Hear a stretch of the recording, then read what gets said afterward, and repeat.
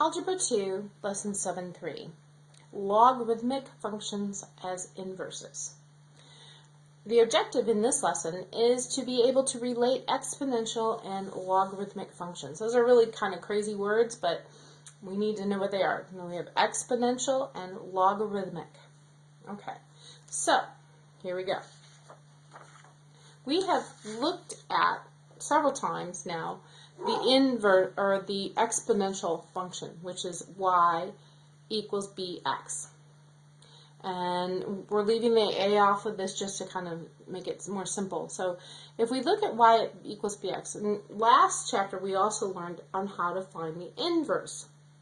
And if you remember, when you find the inverse, you switch x and y and then solve for y. So let's switch x and y. Now we have x equals b to the y.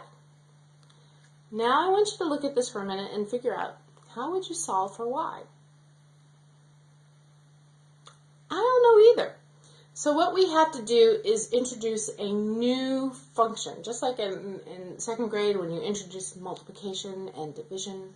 There were new things, and then later on you introduce finding the square root and squaring things. We are now introducing logarithms. And that's how you spell it, logarithm. And it looks like this, and this is what you need to memorize. If x equals b to the y, then the log of b, the log base b of x equals y. Notice that this b is the same as this b. This x should be that x, and that y is that y. Log base b of x equals y, or is y. Okay. This is something that you just want to jot down somewhere. You may want to jot it down with the variables, or you might want to jot it down with the numbers. So let's do some examples of what I mean with numbers. So we're going to go ahead and just jump into converting. So starting here, remember we started x equals b to the y.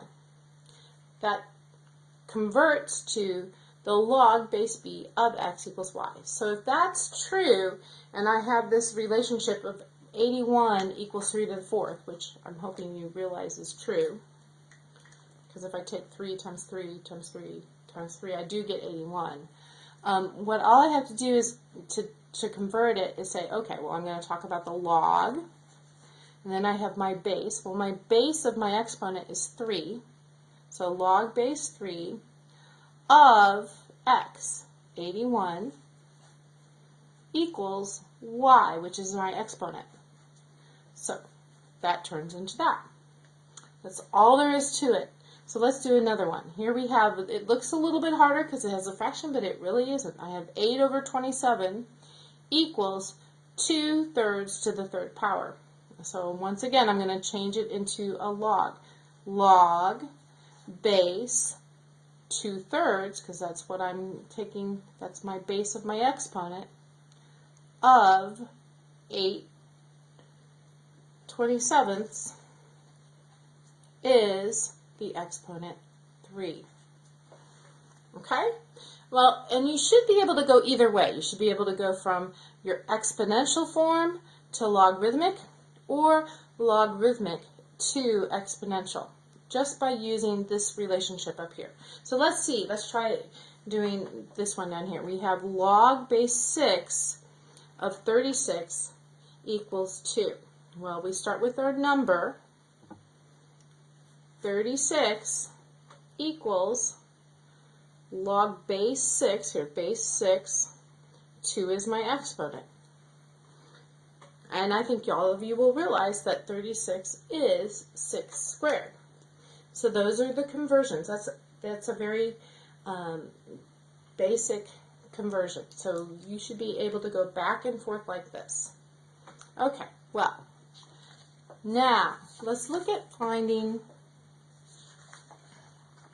evaluating a logarithm. Now I always keep up in mind that little, kind of just have it in the back of on my paper somewhere, x equals b to the y, and that means log base b of x equals y. So I just remember how to do that conversion. So now let's look at this. What is the value of log base 4 of 32? Log base 4 of 32. So we are going to, the first thing we do is we're going to go ahead and make that into an equation. And I don't know the value, so of course I'm going to make that my variable. And then I'm going to go ahead and change it back into exponential form. So if you remember, we make the exponential form. I say, well, that means that 32 is the base to the exponent. So 4 to the x equals 32. And if I think about this, 4 is 2 squared.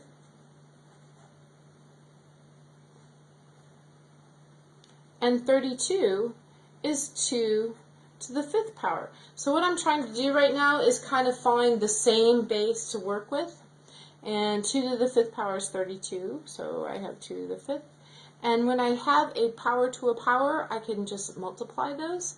So I have 2 to 2x.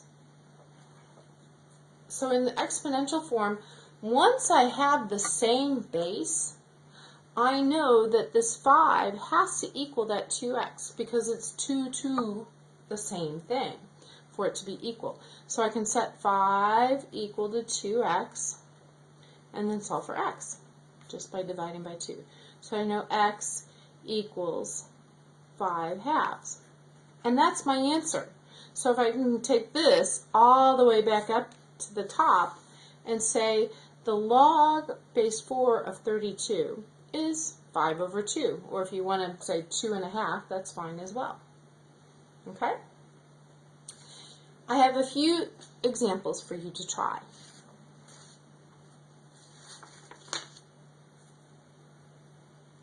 This is a really good time for you to try to pause the video and try them on your own.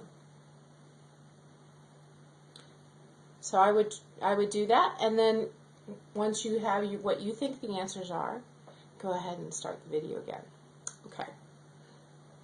Hopefully you have paused the video and you are now turning it on again. So let's do this. This is log base 3 of 243 equals 5. This one should be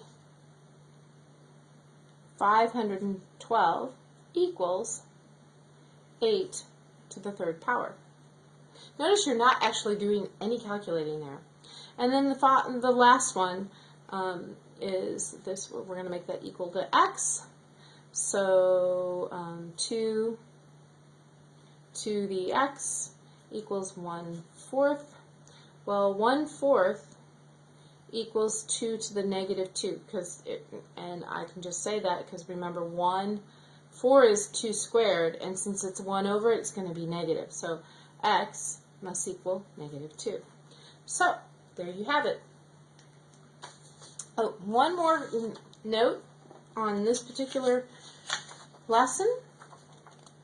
Once again, here I have my exponential form and my logarithmic, just to make sure that you understand that that's the exponential and this is logarithm.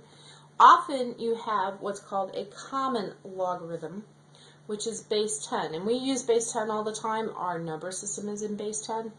So that is our common logarithm, and that is written without the little number underneath. So I might say the log of 100 is 2, because 10 to the 2nd power is 100.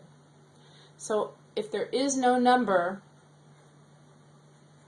then you assume it is 10. And often they'll just say log of 100, and then you also assume it. They don't even say base anything when you say it. So there you have it. Okay, see you in class.